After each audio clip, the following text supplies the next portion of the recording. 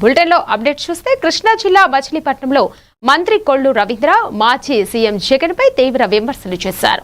ప్రతిపక్ష హోదా లేని జగన్ ఎమ్మెల్యేగా కూడా అసెంబ్లీకి రాలేకపోతున్నారని అన్నారు.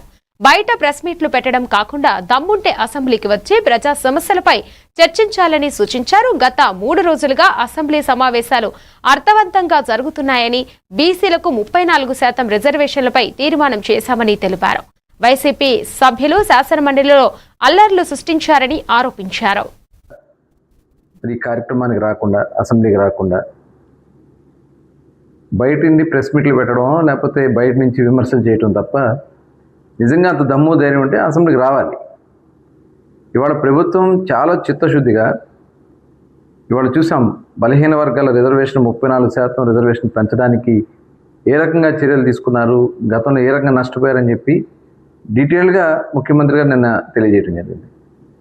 అట్లాగే ఏదైతే మెగా డిఎస్సి కండక్ట్ చేసాం, మెగా డిఎస్సిని ఏ రకంగా దాన్ని దాదాపు 365 కేసులు వేసినా కూడా అవన్నీ కూడా ఎదిరించి ఎంప్లాయ్మెంట్ ఇవ్వాలనే ఉద్దేశంతో 16,300 దగ్గర పోస్టులు తీసింది.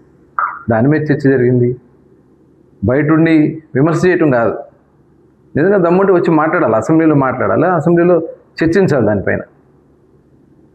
అలాగే ఈరోజు ఏబిపిఎస్సి మీద, పబ్లిక్ సర్వీస్ కమిషన్ ఇచ్చినటువంటి అవకతవకల మీద ఇవాళ క్లియర్గా ముఖ్యమంత్రి గారు తెలియజేశారు.